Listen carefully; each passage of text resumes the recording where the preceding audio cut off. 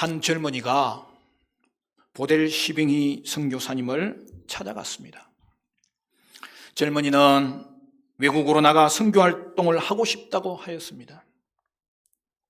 보델 시빙이 선교사님은 선교에 대한 헌신의 어려움을 알고 있었기 때문에 젊은이에게 한 가지 제안을 하였습니다. 우선 의사 선생님에게 가서 검사를 한번 받아 보십시오. 당신이 열대 기후에 견뎌낼 수 있는지에 대해서 말입니다. 젊은이는 의사를 찾아갔습니다. 유감스럽게도 젊은이의 검사 결과는 열대 기후에 부적합한 것으로 나타났습니다. 의사 선생님이 말했습니다. 만일 당신이 선교를 하러 떠난다면 당신은 기껏해야 1년 정도 그곳에서 버틸 수 있을 것입니다.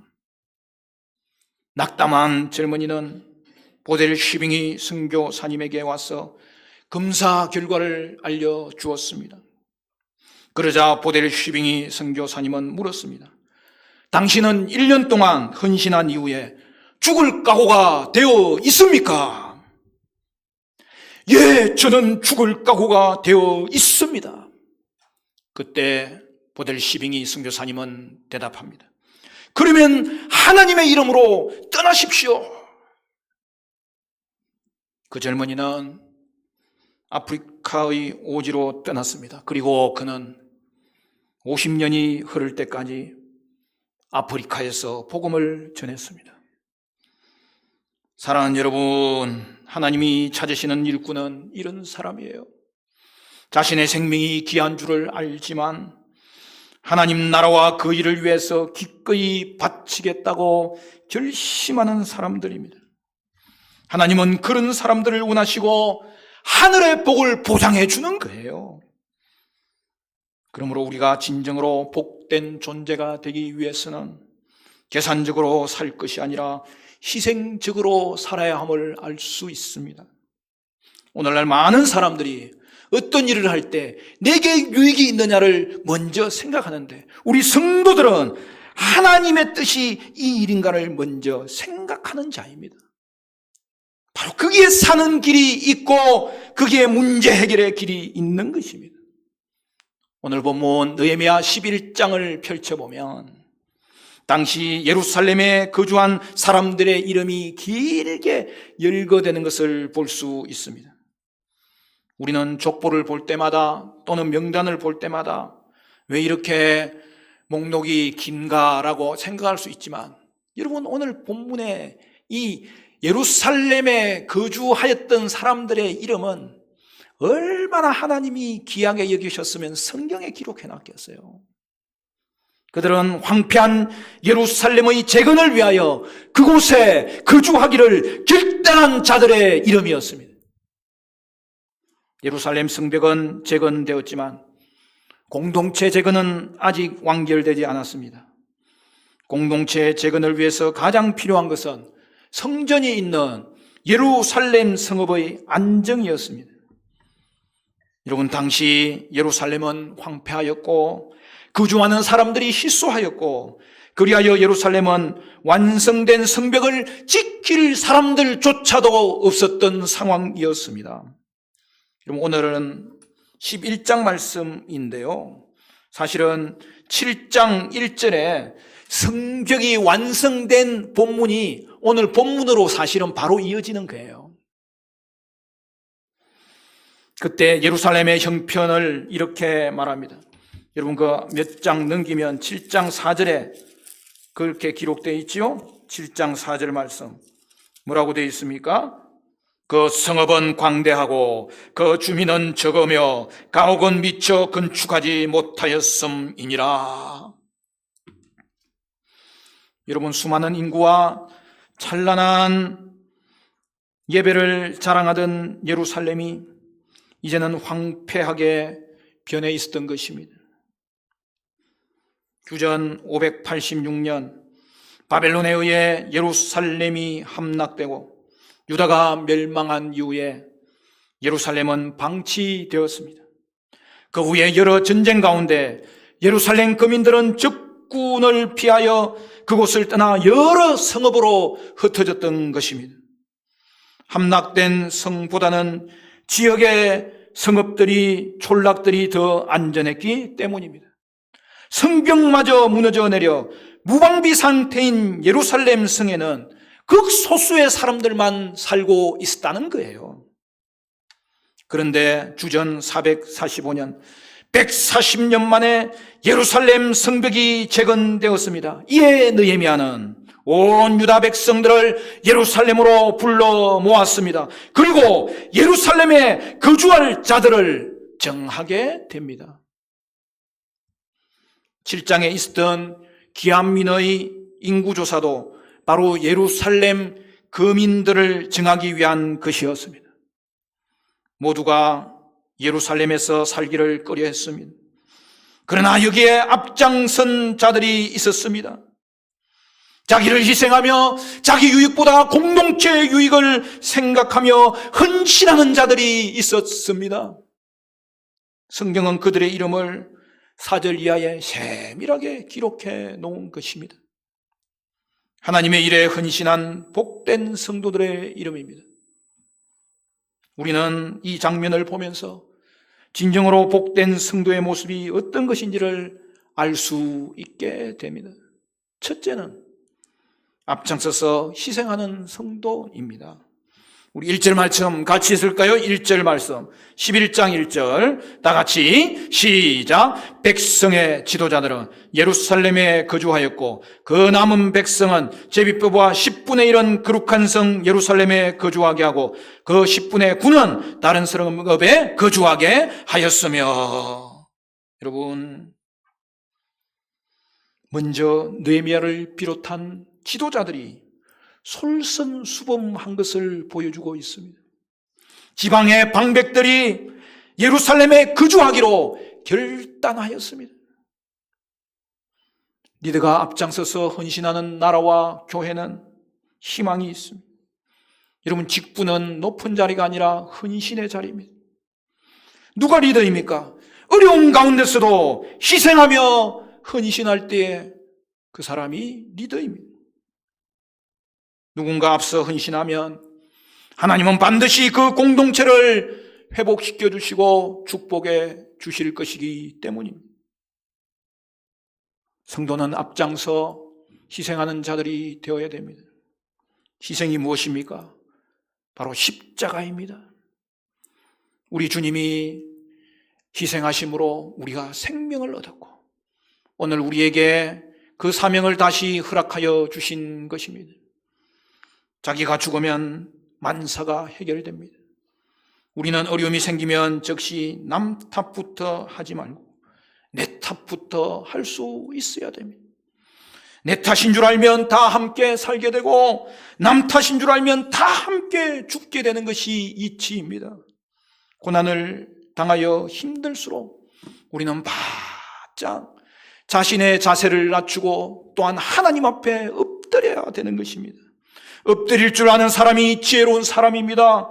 하나님은 엎드리는 사람에게 은혜를 베푸십니다. 엎드림은 낮추는 자세입니다. 겸손의 자세입니다. 남을 자기보다 낮게 여기는 마음의 자세입니다. 주어진 것을 자족하고 범사에 감사하는 마음으로 살아가는 것이 겸손입니다. 억울한 일을 만나도 다시 한 번 더 억울해하지 않으며 그 속에 담겨진 하나님의 뜻을 발견하려는 자세가 겸손입니다. 살아있음에 감사하고 그동안 주신 은혜를 생각하며 그것으로도 가분히 여기는 것이 겸손입니다. 하나님은 엎드려 자신을 낮추는 겸손한 사람에게 은혜를 베풀어 주십니다. 미국 LA 남부 애너하임 시티에 가면은 남가주 사랑의 교회라고 있어요. 집사님 PPT 하나 띄워주세요. 제가 그 교회 방문하고 인상적이었던 것이 그 로비에 예수님 제자 세족 동상이 있습니다. 원래는 예수님이 제자들의 발을 씻었는데 너희도 이렇게 하라. 주님의 명하심을 순종하여서 제자들이 예수님의 발을 씻는 그러한 모습을 닮아야 되겠다. 그래서 저 세족 동상을 만들었던 것 같아요. 그런데 이 세족 동상 밑에 하나의 아름다운 글귀가 적혀 있는 걸 볼 수 있어요.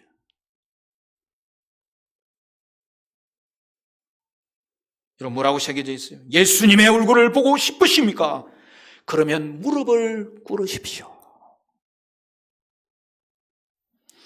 사랑하는 성도 여러분, 엎드리면 예수님의 얼굴을 볼 수 있습니다. 엎드리면 우리를 위해서 기도하는 예수님을 만날 수가 있는 것입니다. 둘째로, 선택된 일을 순종하는 성도입니다. 오늘 1절 하반절을 보면 그 남은 백성은 제비를 뽑아 10분의 1을 거룩한 예루살렘에 거주하게 하였다라고 기록합니다.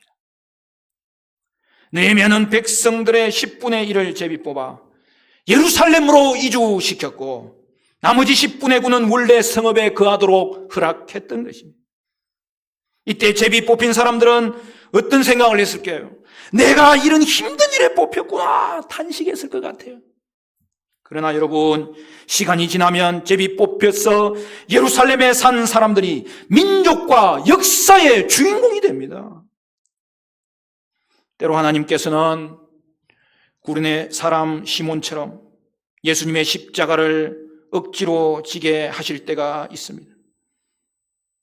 그러나 여러분, 구레네 시몬은 예수님을 구경하다가 예수님의 십자가를 억지로 지게 되었지만 나중에 그 자손들의 기록이 바울 서신에 다 나타나 있어요. 여러분, 억지로 진 십자가일지라도 그가 그 십자가를 지게 되었을 때에, 순종했을 때에 시몬의 자녀들이 초대교회의 지도자들이 되는 축복을 누린 것을 확인할 수가 있어요. 여러분, 이것보다 더 큰 축복이 어디 있어요? 나도 십자가를 지어야 되겠지만 하나님이 지어주신 십자가를 당당히 지고 나아갈 때에 여러분, 우리의 후손들이 그것을 보고 아버지 잘하셨어요.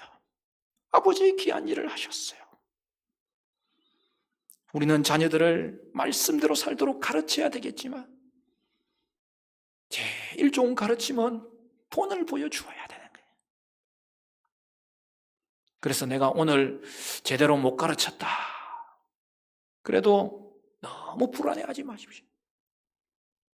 여러분이 사는 모습이 가르침인 거예요. 여러분, 십자가를 억지로 졌지만 그 일로 인하여 가장 먼저 복을 받은 사람은 구레네 사람 시몬 자신입니다. 그가 예수님을 만났고 예수님을 믿게 되었던 거예요.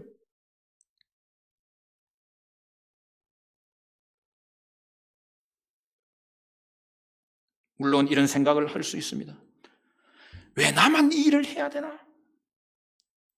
그러나 나중에는 십자가를 진 것이 엄청난 복으로 돌아오는 것을 확인하게 될 것입니다.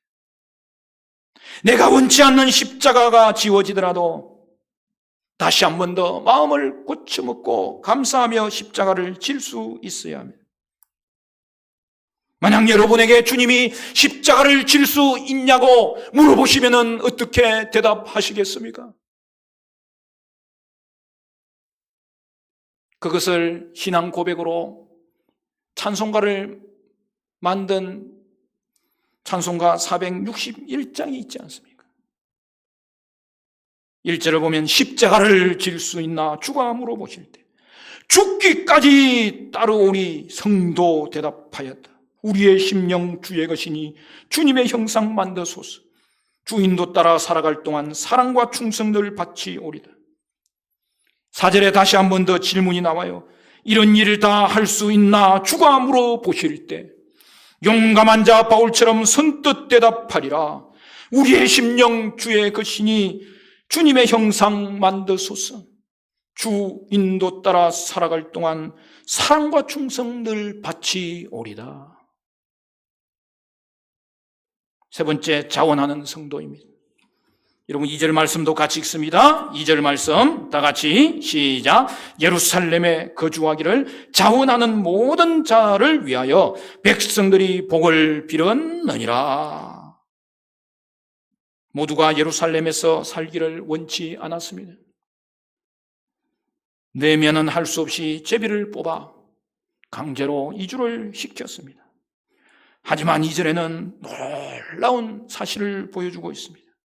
그런 상황 가운데서 어떤 사람들은 황폐한 예루살렘에 거하기를 결정하며 스스로 자원하였던 일들이 일어났다는 거예요. 자원하는 사람들을 보고 주변의 많은 사람들이 얼마나 큰 힘을 얻게 되었을까요? 우리는 남이 가지 않는 길을 자원할 줄 알아야 됩니다. 오늘날 많은 사람들이 얼마나 하나님의 축복을 기대하고 삽니까? 그런데 여러분, 어느 길이 축복의 길일까요? 그 길을 알기 위해서 하나님 길을 보여주세요. 눈물 콧물 흘리면서 기도하는 것은 여러분, 그럴 필요가 없어요. 축복된 길을 아는 것은 어렵지 않습니다. 축복된 길은 대개 사람들에게 인기가 없는 길입니다. 좁은 문입니다. 좁은 길을 가는 것입니다. 마태복음 7장 14절에 생명으로 인도하는 문은 좁고 길이 협착하여 찾는 이가 적음이라. 여러분, 하나님은 남이 가려고 하지 않는 길을 자원하여 가는 사람을 결코 외면하지 않으십니다. 좁은 길을 걸어갈 때에 잠시 어려움이 있어도 반드시 합력하여 선을 이루시는 역사가 있게 될 것입니다. 하나님은 기쁘게 좁은 길을 가는 자에게 하늘의 복을 보장하고 있습니다. 넷째, 남을 축복하는 성도입니다. 하반절을 보면 당시 백성들이 예루살렘에 살겠다고 자원하는 사람들을 위해 복을 빌었던 것을 볼 수 있습니다. 이것은 마치 자원하여 선교지로 선교하러 간 선교사님을 위해 후방에서 기도해 주는 모습과 유사합니다. 하나님은 전방의 선교사님들을 축복하지만 물질로 기도로 후원하는 성도들을 동시에 축복하십니다. 우리가 누군가를 위해 기도하면 기도 대상자가 복을 받게 될 것이지만 또한 기도하는 자신이 복된 것입니다. 반면에 우리가 누군가를 미워하면 그 이전에 자신에게 먼저 해가 되는 것입니다. 고난으로 훈련받은 우리는 어떤 일이 있어도 하루 일상 남을 미워하지 말고 열심히 남을 위해 기도해주고 축복해주는 성도들이 되어야 할 것입니다. 어느 분이 편의점을 하고 있었습니다. 그런데 바로 옆에 편의점 하나가 더 생겼습니다. 그때 어떻게 해야 할까요? 그 옆에 편의점을 미워하지 말고 축복해 주는 거예요. 미워하면 함께 망하지만 기도해 주면 같이 잘 되는 것입니다.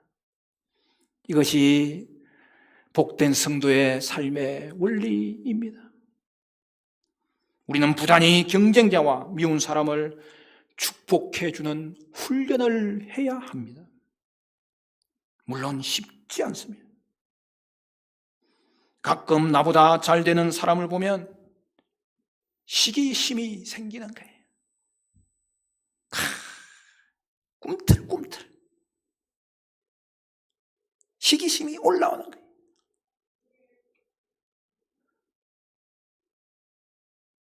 여러분, 왜 저만 쳐다보고 있어요? 저만 그런 거예요. 어떻게 해야 해결할 수 있을까요? 하나님, 시기심을 없애주세요. 기도해도 없어지지 않아요. 그때 경쟁자를 위해 힘껏 축복하는 거예요. 하나님, 저분의 사업이 잘 되게 해주세요. 하나님, 저분의 자녀들이 잘 되게 해주세요. 하나님, 내 이웃의 교회들이 잘 되게 해주세요. 할렐루야! 할렐루야! 그때 하나님은 그래, 그 사람은 잘 되게 하고 너는 망하게 하마. 그렇게 하실까요? 아니에요. 하나님은 우리에게 하늘의 평강을 주십니다. 하나님은 우리를 축복하십니다. 하나님은 우리를 더 잘되게 하십니다. 우리는 다른 사람들을 위해 많이 기도해주고 많이 축복해줘야 합니다. 물질로 구제해 주지 못해도 기도로 남들이 잘 되도록 기도해 준다면 여러분, 이보다 더 귀한 일이 없어요. 여러분, 남을 위해 기도해 주는 것이 말처럼 쉬운 일이 아니에요.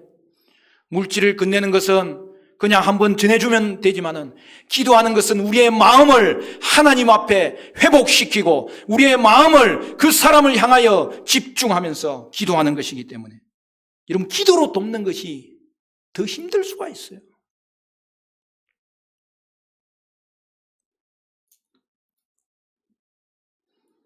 원수를 사랑하고 기도하라는 주님의 말씀을 기억하며 우리는 나라와 민족과 이웃과 성도를 위해서 기도하는 복된 성도들이 되어야 할 것입니다.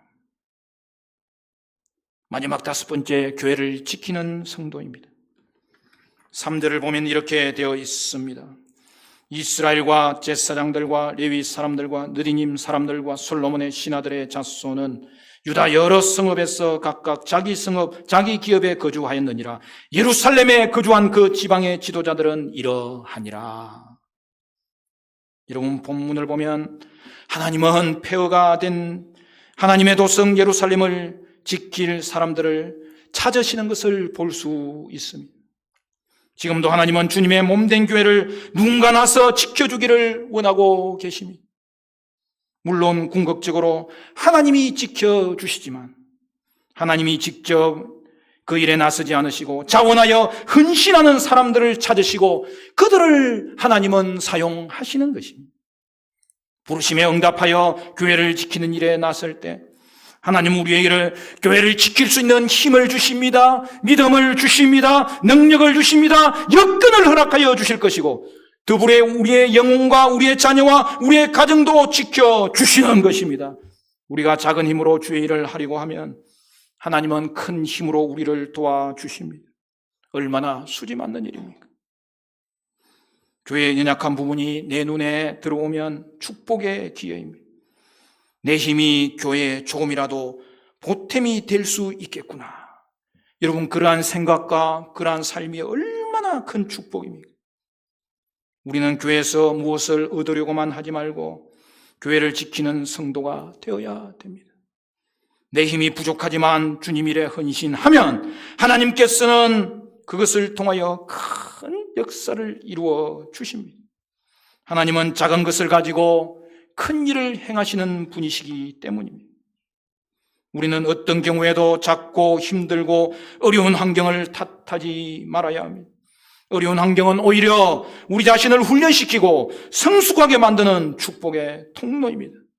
성경의 모든 위대한 믿음의 사람들은 환경을 탓하지 않고 그 환경을 디딤돌로 삼아 하나님께 충성하였을 때에 승리한 사람들입니다. 중요한 것은 내가 사람들이 찾지 않는 곳을 찾아 그곳에 헌신하려는 마음입니다. 당시 폐허가 된 예루살렘에 거주하게 된 사람들은 이런 생각이 들 수도 있었을 것입니다. 내가 이런 환경에 어떻게 살아갈 수 있을까? 그러나 여러분, 그들은 성전이 있는 자리를 지켰을 때에 결국 어느 누구도 얻을 수 없었던 복된 존재가 될 수 있었던 것입니다. 신앙생활을 하면서 어리석은 모습이 나타나는 경우가 있어요. 그것은 아무 부담 없이 신앙생활을 하려는 거예요. 부담 없는 삶은 사랑과 행복이 무엇인지 모르는 삶입니다. 앞으로 주어질 축복도 없는 삶입니다. 삶의 의미도 없는 삶입니다. 우리는 어디를 가든지 십자가에 헌신하는 자가 되어야 할 것입니다. 어느 날 교회에 처음 간 아이가 십자가를 보고 고모에게 질문했습니다. 고모, 왜 교회에는 더하기 표시가 달려 있어요? 고모는 잠시 생각하다가 말했다는 것입니다. 너 예수님 알지? 저 더하기 표시는 예수님이 우리를 위해 대신 죽으심으로 우리에게 생명이 되어졌고 기쁨을 대해주셨고 행복을 대해주셨다는 표시야. 금만 화려한 삶을 추구하지 말고 십자가의 삶을 추구해야 됩니다. 십자가를 바라보면 내가 먼저 회복됩니다. 그리고 십자가의 길을 사는 자들에게 진정한 축복이 오늘도 되어지고 내일도 되어지고, 너희는 먼저 그의 나라와 그의 의를 구하라. 그리하면 이 모든 것을 더하여 주시리라. 플러스의 인생이 되어지는 것입니다. 기도하는 중에 말씀을 붙잡고 2025년에는 새로운 비전을 가지게 되었습니다. 오늘 주보에도 2025년 비전을 기록해 놓았는데, 보라 내가 새 일을 행하리라. 이사야 43장 19절 말씀입니다. 이를 위해서 2025년 실천 목표는 첫째는 성경 일독 돌파, 둘째는 영적 성장 돌파, 세 번째는 100 등록 교인 돌파입니다. 여러분, 이 안에는 무엇보다 우리가 전도하는 한 해가 될 수 있기를 바랍니다. 100 교인 등록 돌파. 올 한 해에 하라는 것이 아니라 우리가 한 3년 정도 이제는 등록 교인들 세우리라. 그러한 각오를 가지고 보라 내가 새 일을 행하리라. 여러분, 이 비전을 붙잡고 나아갈 때 우리는 적은 일에 충성하면 하나님께서 큰 일을 이루어 주실 줄로 믿습니다. 여러분, 이 안에 우리 화정충교회가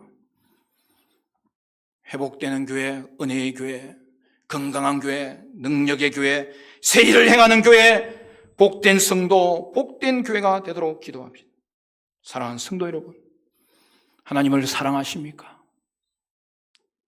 사랑하는 성도 여러분, 교회를 사랑하십니까? 사랑하는 성도 여러분, 어려운 중에도 앞장서서 희생하는 성도, 순종하는 성도, 자원하는 성도, 남을 축복하는 성도, 교회를 지키는 성도 되심으로 이 안에 복된 성도가 되는 은혜가 저와 여러분 가운데 충만하게 나타나시기를 주님의 이름으로 간절히 축원합니다. 축원합니다.